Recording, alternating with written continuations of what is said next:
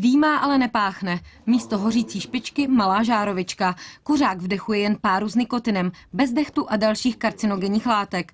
Pro ministerstvo zdravotnictví mezi kouřením elektrických cigaret a těch klasických přesto není rozdíl. A tenhle piktogram se vztahuje i na ně. Jenže třeba na pražské Ruzyni musí kuřáci klasických cigaret kvůli své dávce nikotinu před budovu letiště. Ti s elektronickou cigaretou si můžou zakouřit třeba ve frontě na odbavení.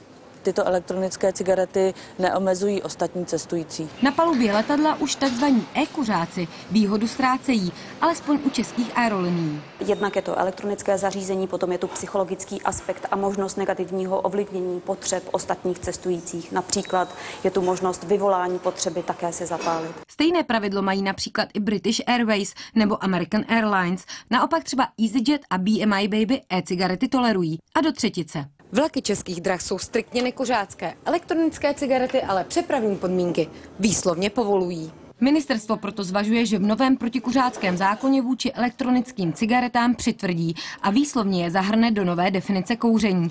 Vadí hlavně fakt, že nikotinové náplně neprocházejí žádnou kontrolou. Jsou zprávy z americké Food and Drug Administration, že byly nalezeny určité nepříznivé látky v úzovkách kouře, který z toho vychází. Podle průzkumu první lékařské fakulty Univerzity Karlovy alespoň jednou po elektronické cigaretě sáhl každý čtvrtý z 973 oslovených kuřáků, jenže natrvalo u nich zůstalo jen 7% respondentů. Ti, kdo to zkusili, říkají, že je to drahá hračka, kterou brzy zahodí. E-cigareta stojí od 500 do 2000 korun. Prodej loni raketově stoupl. Oproti předloňskému roku byl ten loňský rok nárůst zájmu zhruba o 500%.